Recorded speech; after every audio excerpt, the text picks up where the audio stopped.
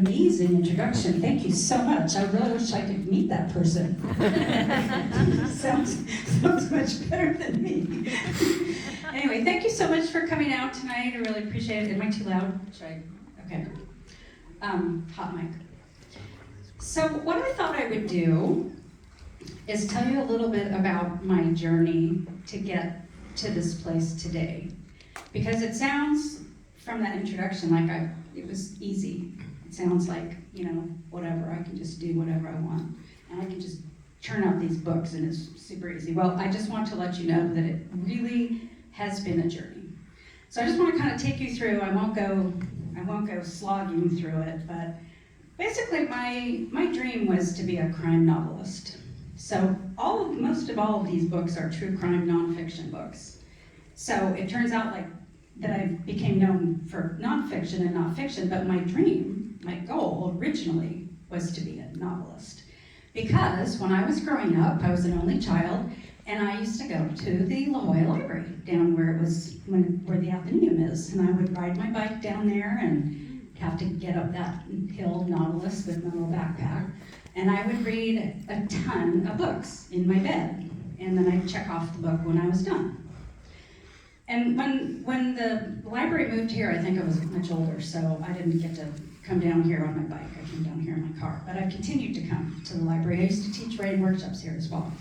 But anyway, in order to be a writer, you have to read a lot of books first, because that's how you train your ear. It also helps to have two parents who have PhDs in English literature. And there are books lining every single wall of the house, and if they're not books, there's libraries. So that's kind of a lot of pressure to, do something with your life.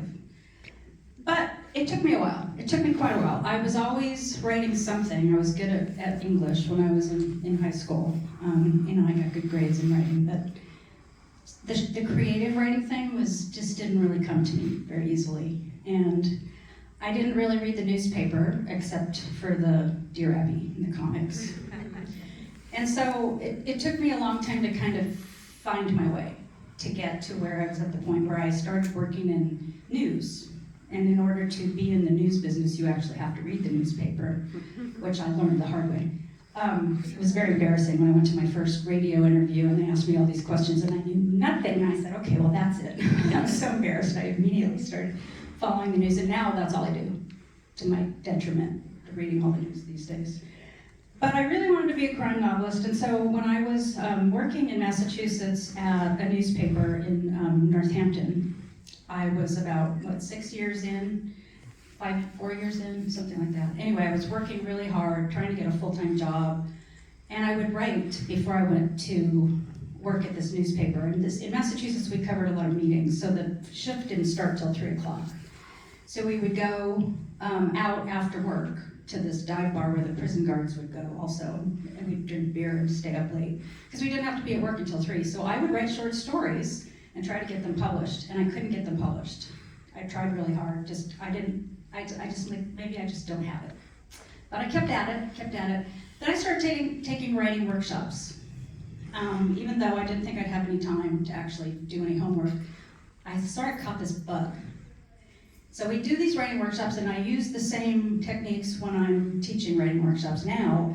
They do a trigger exercise. They give you a little, sentence or an image or something, and then you sit and write for 20 minutes, and then if you like what you wrote, you read it aloud. You don't critique each other necessarily, you try to be supportive, but I started writing a book. Didn't know it at the time, but I took all those little, what we call germs, and I started putting them together into a book. And eventually, 17 years later, it became a book called Naked Addiction. I don't have the actual book, but this is the book cover, so you have to just sort of picture it. It's a mass market paperback.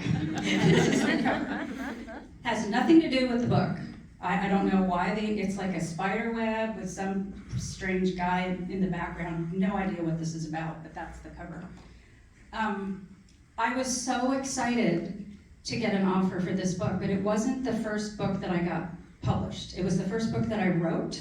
It took me 15 years to get my first book published, and that was Poison Love. So this is the Kristen Rossum case, and I brought some of these photos just to help you remember and I covered this for the newspaper. Look familiar? She was the toxicologist from the San Diego County Medical Examiner's Office.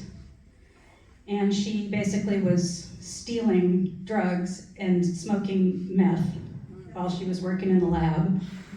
And she was having an affair with her toxicologist boss. Now, who does that look like?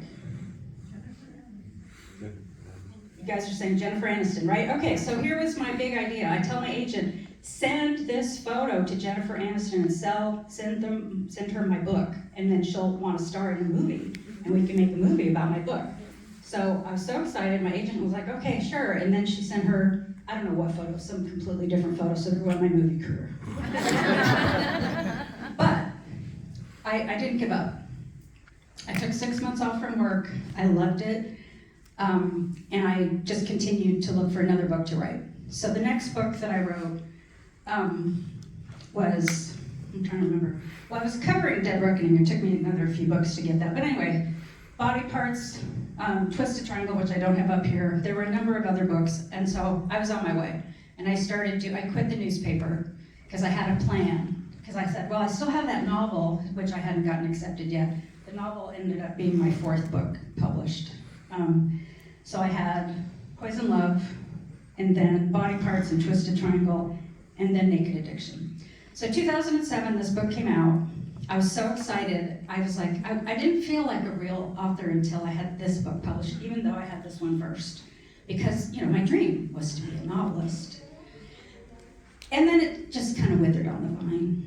The Barnes & Noble, this book did so well that they bought a ton of copies of Naked Addiction, and unfortunately, many of them got returned. And so what that means is, that's the publisher doesn't like that. I don't like that, the publisher doesn't like that. So I wrote a sequel because I wanted it to be a series, and the publisher said, oh, you took too long to write it. Never mind. I was like, okay. My agent tried sending it to a couple other places. Publishers don't like to pick up a series that's already started with another publisher, first of all. Second of all, apparently I just didn't do a very good job. So fast forward, guess what? This is the sequel to Naked Addiction. So now that this is a new series, took another 17 years to get it published. I rewrote it, I can't tell you how many times, from scratch. I went through several agents until one of them would finally send it out again. And so I feel like I'm getting a second chance after all of these books, after writing about all of these true homicide cases. I finally do know what I'm doing. Because basically what happened was, I was kind of making things up, and I'd have beta readers, detectives, reading my book to see if I got it right, and they said I did, but I just really kind of didn't, probably. So I had to learn what I didn't know. And I didn't know what I didn't know because I didn't know it. So after all these years, I finally know what's involved in a homicide investigation. I know how detectives think, I know how they talk, I know how they talk to each other, I know how they interview suspects. And I've got so much material from all of this, and my book is also informed by all my own personal experience as a reporter, because Hooked not only has the same detective as Naked Addiction, it's surfing homicide detective Ken Good. There is a new character, which is why it's a new series, Katrina Chopin, named after the composer, and the Hurricane, because she's like a storm. And that would have been the name of my daughter if I ever had one, which I didn't. So I named this character Katrina instead. So the two of them meet, as Doug said, kind of took away my thunder. There are these two characters that you're going to meet one at a time. But so Ken Good is coming back from this surfing trip, this super gnarly trip to a place called Jaws, where they have 25-foot waves. And so he's 37, so he's pretty studly to be doing that. So he's a really good-looking guy. He's very athletic-looking. He's tall. He's got broad shoulders. He's got the sun-bleached hair. He's tan. And he walks into Piatti and he sees this beautiful woman sitting at the bar. So Katrina is sitting there actually thinking about her own memories that have to do with Piatti. So she had two parents who were federal judges who were murdered 5 years earlier. And as a family, they used to come to Piatti. She was a fraternal twin, and her twin brother, Franny, was an alcoholic and an addict. And so he threw a tantrum on that back patio and took a bottle of wine and like smashed it on the tile. And so she's remembering that. She even looks over her shoulder towards that back patio and is thinking about that. And she had, been seeing a therapist, and the therapist said, well, maybe it's time to get back in touch with those memories, maybe try to process them. Well, so she's lost all 3 of her family members because he was found dead. Medical examiner said it was an overdose. But she thinks he was murdered because 6 months later, her parents were murdered. So she's thinking about all that. Ken Good walks in, she's thinking about her dad, and he says, do you mind if I sit here? And she goes, well, unless my dad comes. And he goes, oh, really? She's like, no, not really, because he's dead. So that's how they start, and they immediately start bonding because when he was 6 years old, he lost his mother to suicide as well. And so sometimes it's easier to share some of these very personal traumatic events with a total stranger that you think you're never going to see each other again. But in fact, they were immediately drawn to each other. And so they're sitting here talking. He's having a dirty martini. She's having a scotch with one big rock, just like her dad used to drink. And then he gets a call, and he's got to go. He goes, I got 2 dead bodies in the Hawaii Farms. And she's like, oh, you're a homicide detective. He's like, yeah, was that bad? And she's like, no. So he gets her number on a napkin, and he's gonna call her. He goes, I'm gonna be busy, but I'll call you. She goes, I know. So anyway, he runs off. She goes to work. She's been hired after 5 years away. Since her parents were murdered, the San Diego police said, you might wanna, go lay low someplace since, all 3 of your family members are gone, and your parents were murdered and we don't know who did it. She went off to Northampton, Massachusetts, worked at a newspaper, ended up getting herself in all kinds of trouble with the Polish mafia there, who ran a trash business that was doing some corrupt contract with the school district, and they were stalking her. Anyway, that's a whole good bunch of backstory that's kind of worked in here. But so there's some stalker from the Polish mafia that she's not sure whether that person's gonna follow her out here or not. So she's working for the imaginary newspaper, the San Diego Sun-Dispatch, which coincidentally was in the exact same building where I used to work, the San Diego Union Tribune in Mission Valley, that building, that big brick building that's still there. So that's basically where I'm setting a lot of these scenes back in the day when we still had newsrooms. Back in the day when we had old school journalism with big staffs and lots of editors and lots of reporters and all that energy in the newsroom, which I really, really miss. And all the camaraderie we used to have. So I'm going to start crying because I miss it. Anyway, it's very important to me, and it's very important to the character, and it's very important to me that people know and understand what it used to be like. So I set this book in 2015 when we still had real journalism as much as we possibly could, because what we have today, I think, is a pretty sad state of journalism, quote unquote. Too much partisan politics, posing as journalism, misinformation, disinformation, too much politics, too much one-sided stuff, too much normalization of things that should not be normalized. Anyway, you're not gonna find that in my book. You're gonna find a reporter with integrity. You're gonna find a reporter who knows the difference between right and wrong and really wants to do the right thing, and she wants to tell the truth. And she's gonna do whatever she has to do to make that happen. I don't know why I'm getting so emotional. It's so important to me, and it's so important to my character, so sorry. I've been on lots of podcasts, and I've been talking about it, and I haven't broken down once, so I guess I'm kind of in a groove here. Anyway, and the other thing is, it's also set in 2015 at a time when we used to trust the police, which I also think is really important given everything that's going on in Minneapolis. So my law enforcement character is also a really good person, and he believes in the rule of law, and he wants to do the right thing. So what happens is, though, when you have a reporter and a detective who want to date, but they're both working on the same case, guess what? No dating. There's an ethical line that you are not allowed to cross. And I know this personally because when I was covering the county government, I was covering the county pension fund, I made a decision after quite some time to go out on a date with the chief investment officer, and I had to tell my editor the next morning I went on a date with this guy, And I took it seriously enough that I ended up marrying him. So that's how seriously I take crossing the ethical line. And he's gone now, but at the time, these are decisions that you don't take lightly if you're really an ethical journalist who's following the rules, and that's who Katrina is. So she basically shows up at this news conference the next morning after he's been processing the scene all night. He gets there and he's like, there's something wrong. This evidence just doesn't add up. Things are in the wrong place. It's just something's funky here. So 2 people are found dead.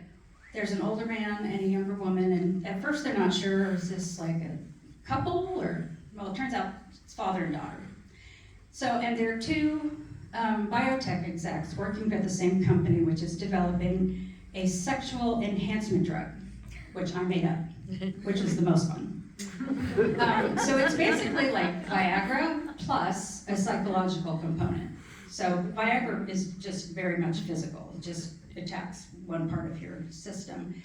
The made-up drug, which also comes in a male and female variety, which Viagra does not, basically works to take a long-term relationship and kind of revitalize it. So that dopamine feeling, that release of infatuation and attraction, that just never goes away as long as you're taking this drug. So the idea is, theoretically, that it's going to keep long-term relationships together.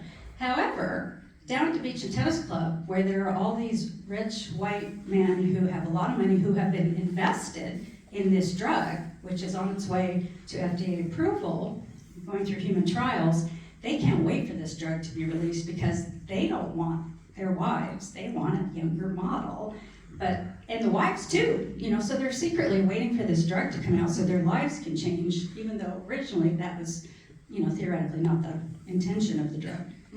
But that's going to be book 4, okay, in the series.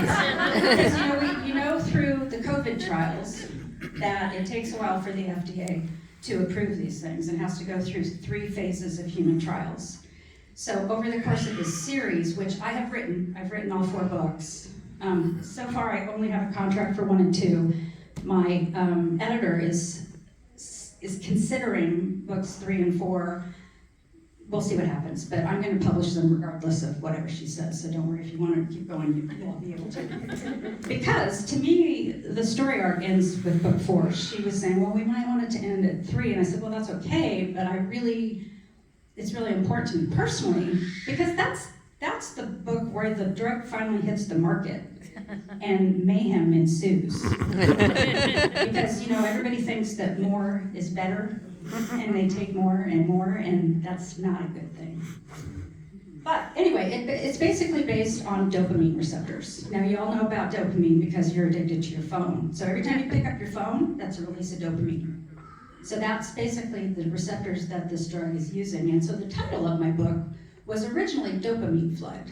But for some reason, my publisher they didn't like the connotations of that. They said it either sounded too scientific or it sounded too illicit. So we ended up with Hooked, which was my idea, but it took many suggestions in between before we finally agreed, because I wanted there still to be that kind of addiction. Because the original first book of the series, as I intended it, is called Naked Addiction. Naked, it basically doesn't mean everybody's naked. That's not till book 4, but it's about sex, so. Sexual enhancement drugs. So anyway, we have this tension between these 2 characters. We have this romantic tension that it has to be unfulfilled for ethical reasons. And then there's a stalker who shows him or herself. She comes out and in the carport one morning and she sees that her windshield has been broken with a rock. And there's a note taped to it with in the ransom writing with the cutout letters from a magazine, so she can't tell who it's from. Basically just try to scare her off from writing about these deaths, okay? So I'm not going to go into too much more, but this series is really about corruption and rich people behaving badly. And then it also gets into politics a little bit about, the FDA approval process, because there's somebody who works in this community who wants that drug expedited because their nest egg, their family's nest egg is invested and they want it to come out and they need that money. They want that money and they want that drug. So that's Hooked, and I don't want to go too much more into it because I don't want to give you any more spoilers, but I just want to quickly tell you that the next book is called Staged. Now, when I said that Ken Good gets to the crime scene and he doesn't know it's a crime scene, there are two dead people, but he doesn't know if it's two suicides, if it's two murders, if it's a murder-suicide. He can't tell because there are things that are counterintuitive and countering each other and to come up with any kind of conclusion. So, they need to do more investigating. So what ends up happening is he has evidence that he has access to and Katrina does not have access to, but Katrina gets people to talk to her that will not talk to the police. And that's what happens in real life. So basically, they're following each other. He's reading her stories and saying, how did she get that information? How did she get that person to talk to her? And so they're competing too. So they're not only attracted to each other, they're competing. So we have a romantic tension and we have a professional tension. And so that's the dynamic of the book. We get to Staged, which comes out in June, so I'm not going to talk too much about it, but it picks up right where Hooked leaves off. I had a couple of reviews that said, I thought they were going to tie things up. I'm like, did you notice it's a series? So anyway, I have quite a bit of experience with staged scenes from writing some of these books. So in Then No One Can Have Her, for example, the man convicted of killing his ex-wife of 35 days. So after their divorce is finalized, he ends up beating her to death with a golf club. He tries to stage it as a suicide and then tries to frame the guy who was living in the guest house who eventually killed himself, who staged his suicide to look like a homicide so that his kids could collect on the life insurance. Poison Love, we have another stage scene where Kristen Rossum poisons her husband, first sedates him with some drugs that she stole from the medical examiner's office, and then he ends up dying of acute fentanyl intoxication. Again, they think that she stole this fentanyl from the lab, and then staged a suicide scene by sprinkling red rose petals over her husband's body and saying he killed himself because he was depressed that she was leaving him. Then we have Death on Ocean Boulevard, the Rebecca Zahau case. I'm going to take this down. This is a stage scene, and I don't tell you what I think, but it's either a murder staged as a suicide or a suicide staged as a homicide, and I don't know which one it is. And the sheriff's department thinks it's a suicide, but most everybody that I've talked to thinks it's a murder. So anyway, I have a lot of real life experience with stage scenes, so there's going to be some of that in my fiction as well. I drew from, obviously, all these homicide cases, but I also drew from my years as a reporter, so obviously one of my characters is an investigative reporter, that's what I was. She's not me, but obviously, she has some of my experience, she has some of my feelings, as does the detective. So the detective is, basically his home away from home is Wind and Sea, and that's always been for me. Before I left town, when I went off to college and I went off to grad school, I remember going down to Wind and Sea and basically saying goodbye, because it was almost like a relative. It was like a part of me, and I literally had to put my foot in the water and say goodbye to the ocean, and that's how close I felt to the ocean. So I was able to give that to my character. And as I said, I started Naked Addiction with him as the main character when I was in Massachusetts and I was homesick. So that's how I started writing him. So he's been in my head for about 35 years. So I was very disappointed when I talked to my editor and she says, well, we generally end series when they're debut series with book 3. And I was like, but I have book 4. You never said anything about book 4. I never wrote it. So I said, well, what do I do? So I started a new series. I started a new book, and so that's what I'm doing. And it's basically about a cult it's on the top of Mount Soledad. So I'm not going to go into it too much. I haven't finished it yet, but I'm going to stick with La Jolla and Coronado because that's sort of my brand, and that's where I'm from, and that's where I I kind of just feel comfortable writing. So, what else? That's generally what I was just going to say about Hooked, but I want to take some questions. If you have any questions, you can ask me anything about any of these books. It's not about your book. Do you live in La Jolla now? No, I don't live in La Jolla. I live in Kensington. That's okay. I still live in San Diego. I still come here to go swimming. I swim at the shores, parallel to the shore. Sorry? And surf? I don't surf. I'm not a surfer. I'm a swimmer. So, these people are not me. I live vicariously through them. But yes? Can you tell us something about your writing day or your writing process, or do you have a routine or Okay, so Naked Addiction took me 17 years to get published. Hooked took another 17 years to get published. I don't think that's a very good business model.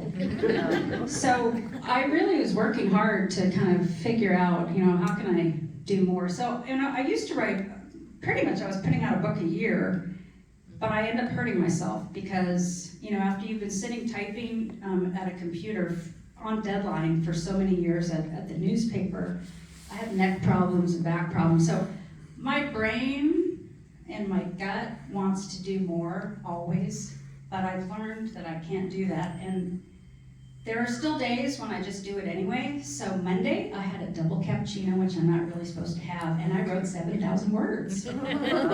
So I don't let myself do that very often because it literally hurts the next day and the day after. I get pain in my arms. So I have dictation software. So I basically, when I'm writing a novel, it's totally different from writing a true crime book, because true crime books, they have kind of a rhythm to them. You basically come up with a case, you have to find a case, and it's actually really hard now for me to find what I want to do after writing all of these, because I don't want to do the same thing twice. You have to do a lot of research just to do a book proposal, and that's how you sell a book, is a book proposal. So you outline chapter by chapter what the book is going to say, who you have access to, what they're going to say, and then after you get the contract and you start doing more research, things will change and you'll end up, usually, hopefully, with a better book. But then I have a deadline. I used to set, 9 months or a year to complete the book once it's already outlined, once I already know who I'm going to have access to. But, with the last 2 true crime books that I did, Death on Ocean Boulevard and Down to the Bone, last minute, I had, a whole dump of information. So with Death on Ocean Boulevard, are you familiar with this story? Yes. So Rebecca Zahau was living with Jonah Shacknai, who was a millionaire pharmaceutical magnate. They lived in Arizona during the year, and then during the summer they'd come to Coronado. Well, Jonah had a 6-year-old boy that Rebecca was taking care of, and he fell. She was in the restroom, according to her, and she heard a crash. She came out and she found him on the floor out in the lobby. There was a big chandelier that crashed to the floor. It was glass. There was a soccer ball and a barking wienerhammer and a little razor scooter. And so she didn't really know what happened. They still, to this day, they're still not exactly sure what happened, but he wasn't breathing. So she supposedly gave him CPR, called 911. They came and they didn't see her giving CPR, but she said that she had. So they took him to the hospital, they revived him. 2 days later, she was found hanging, naked, bound, and gagged in the rear courtyard. And the same group of Coronado first responders came to the scene for that 911 call, and because they had just been there when she was so upset when the little boy hurt, they figured, oh, she felt guilty, she must have killed herself. So within only a few days, they called in the sheriff's department. The sheriff's department, I had their incomplete investigative file, which they don't give out to the public, by the way. I got it from a source. Basically, they came to the conclusion that it was suicide within about 4 days, even though they said they did an investigation for 2 months. So anyway, I wrote the whole book, and then about 2 weeks before my deadline, Jonah Shacknai gets in touch with me and said he would talk to me. So I basically had to get a little bit of an extension, and I had to rewrite most of the book because I ended up interviewing him 8 times. 2 hours each interview, and that was a lot of information. He hadn't talked to anybody else. So I could do whatever I think I'm gonna do. You know, you can plan for whatever you wanna plan, and then life happens, like, as they say, right? I had to completely redo the book. With the McStay book, Down to the Bone, I had been trying for 12 years to get that same information, the investigative file from the Sheriff's Department, from source, because they're not gonna give it to me. They wouldn't even talk to me for that case. So 4 months before my deadline, which is still not a lot of time, I had already written the whole book, or so I thought. I ended up writing another, 60,000 words. I had 90,000 words written, I wrote another 60,000, and then I had to cut it and still make it make sense and turn it in. So I basically had to recover for 3 months after that. So it doesn't matter, even when it takes you 12 years to write a book, it doesn't matter what your process is, it doesn't matter what your plans are. If you want to write a good book and you suddenly get the information you've been trying to get, you better use it because you want the best book that you can have. When I'm writing novels now, the one that I'm working on right now, I'm at 84,000 words.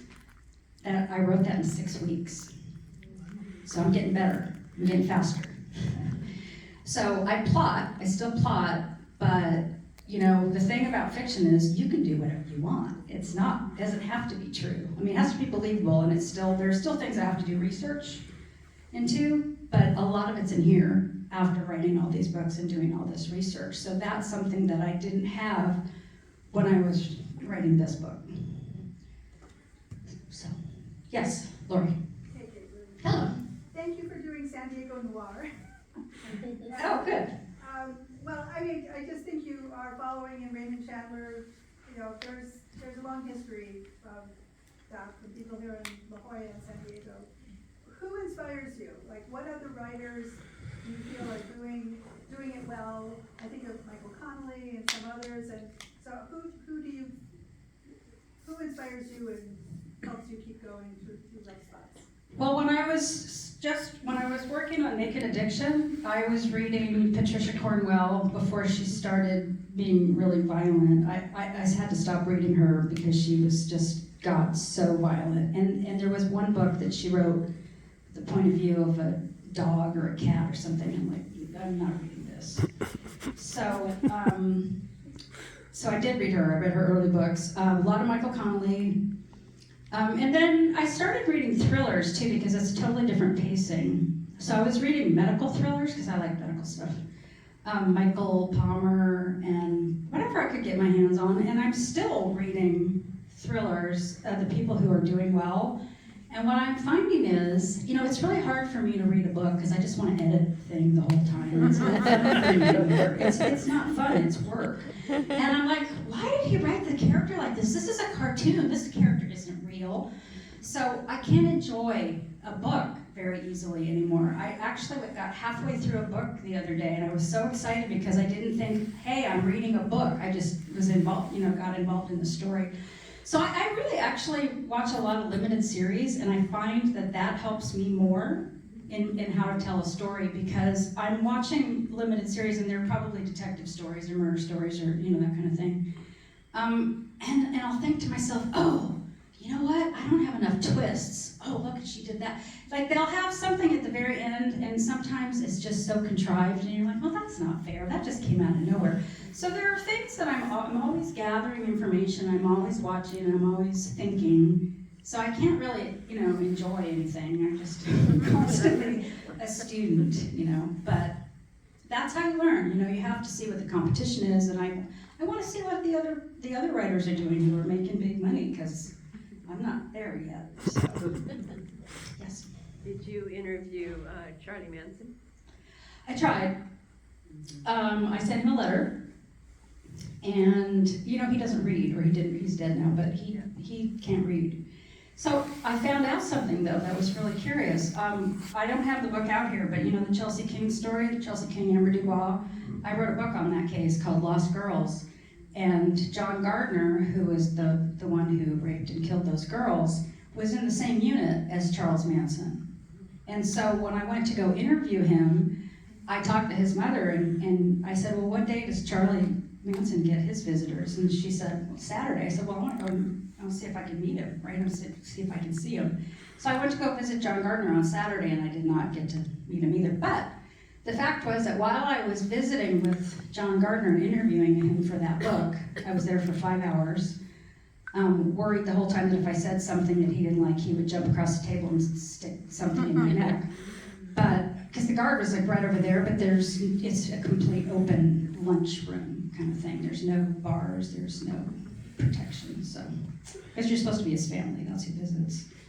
So anyway, that room, though, ended up being the same place where the prologue of my Manson book took place. So it was really good that I went there. When I later wrote about Manson, that it happened in that room. And it turns out that John Gardner was going through his mail and answering his mail for him. But I think by the time I wrote him, they had already had a fight and he was moved to another prison. So, you know, these killers know each other. I sometimes wonder, you know, there's a number of people I've written about on death row, and I sometimes would wonder if they're out on the yard sometime and they ever talk about the fact that they were all subjects of books that I wrote. Any other questions? Yes? How did you get into crime in the first place, like the genre itself? Well, I used to read New York Magazine and Vanity Fair, and I really liked the true crime magazine-like stories, but I was just absolutely fascinated by these stories. But I had, you know, I was a news reporter, I was a feature writer, news feature, whatever, but these stories just seemed so complex. I was just baffled on how they put them together. So it took me a long time to learn how to do that. So it's basically narrative, and that's basically what I do in these books, but I had to really learn that craft. And I was helped out by this woman who worked at the newspaper who helped teach me about narrative, and she went on to win 3 Pulitzers with, she was an editor, so she doesn't win the Pulitzer, her people win the Pulitzer, but I learned a lot from her, so.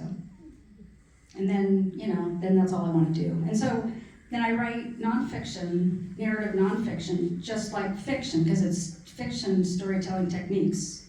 I want it to read like a novel, it just all has to be true.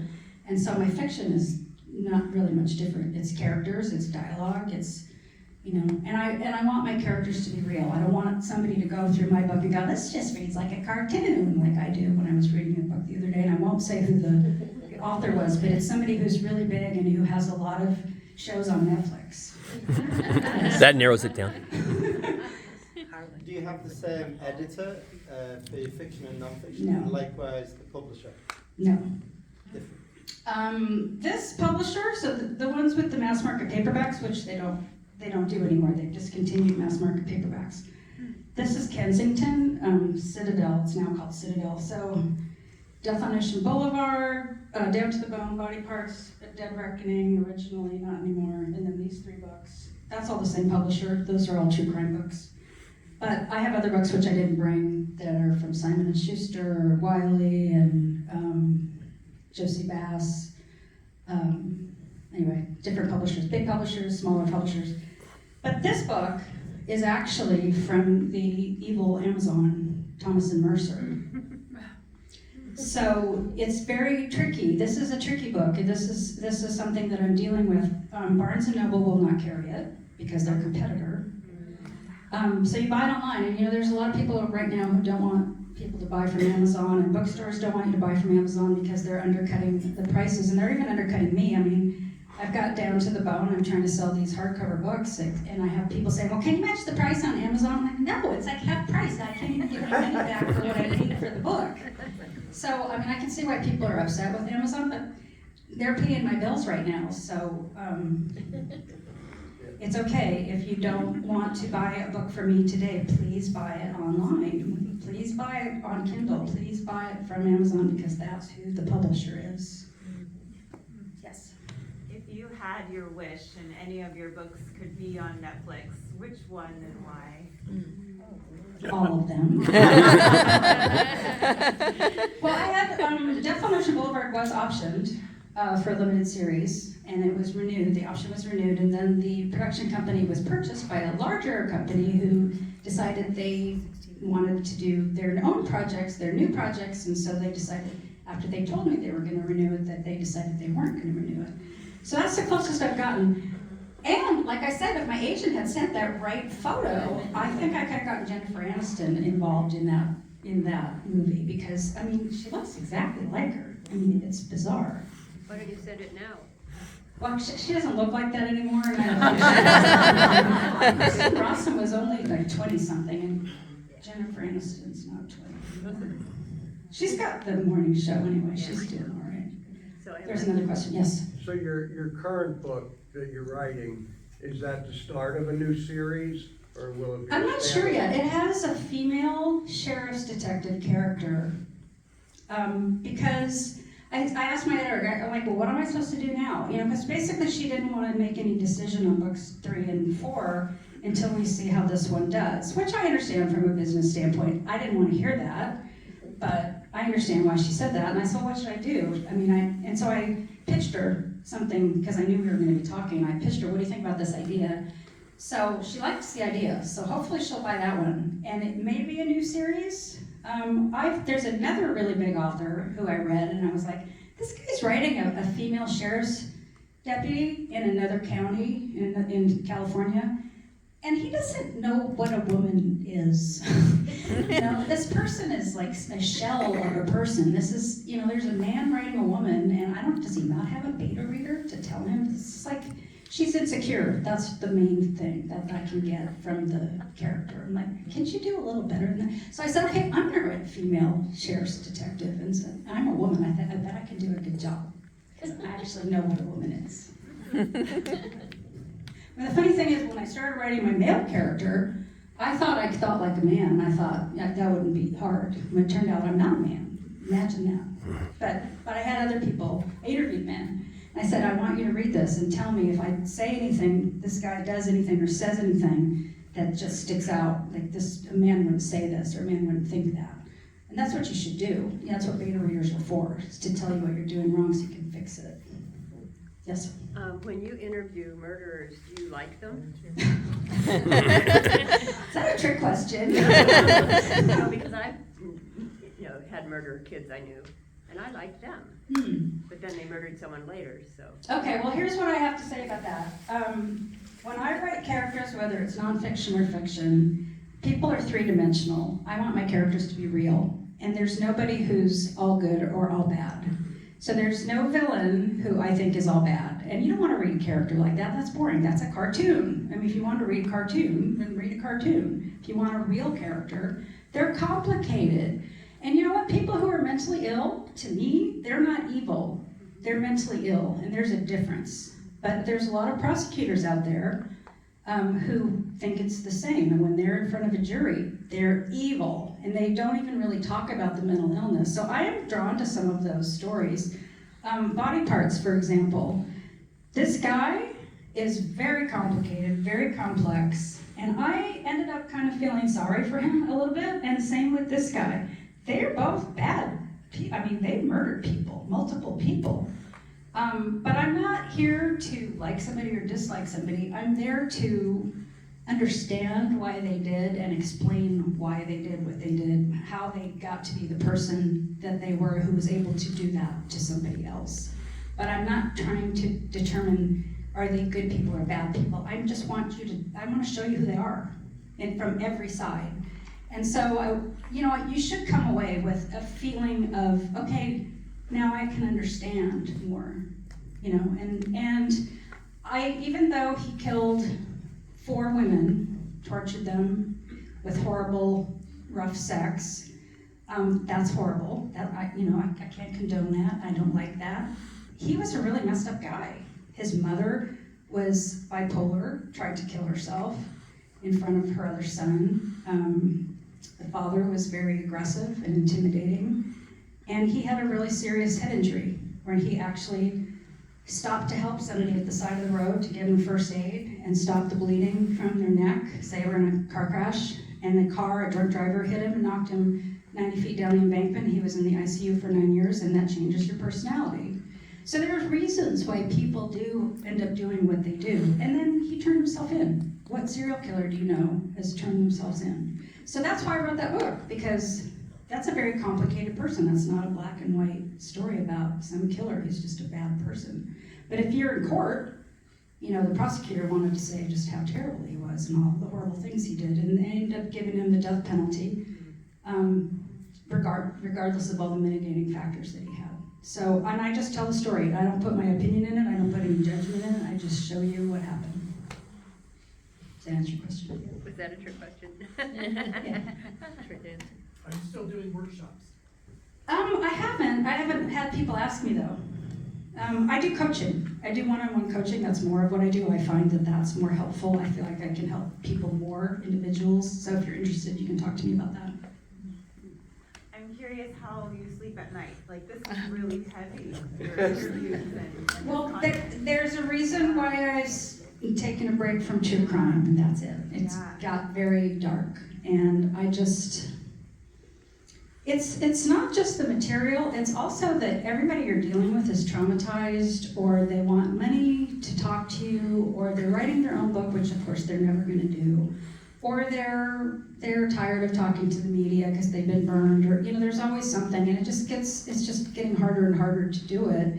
And I just am having so much more fun right now writing fiction, so, because I can use all the material that I already have in here, and I don't have to, it's not so hard, it's way more fun, and it's coming fast now.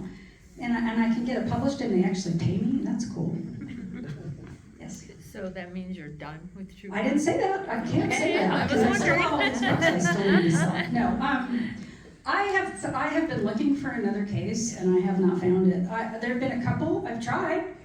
I went down the road, I interviewed people, they're like, oh yeah, we'll cooperate, never return my call again, never even answer my emails again. I can't force people to work with me if they decide they're too traumatized, they're too tired, they don't want to grieve, they just can't do it, you know, and that's what happens sometimes. And there was another person I was pursuing, I think she just decided she wanted to work with a different writer because she read one of my books and she's like, well, I don't want a book that reads like this. I'm like, well, the book that I would write about you wouldn't be like this book. Yeah. But I can't force people to. So I haven't found a case. The one that I'm thinking about maybe is that one where they still haven't found the woman's body. The one, the Filipino. Yes. I can't, Oh, Millette. yeah. Yeah. That's the only one that seems sort of interesting, but I still, as long as I can write fiction right now, that's what I want to do. There's a question over here? No? Are we good? All right, well, if you guys want to come by one of these other books, I'm here. If you want to get one of the other books hooked, I'll stay here until everybody gets what they need. Yes? Do you make royalties from Audible? Like, I like to listen to. Get the book however you want to get it. Yes, there are Audible versions of most of my books, and that's totally fine. Don't worry about it. Yes, I get some royalties, but that doesn't matter. I still want you to read the book. So, thank you so much.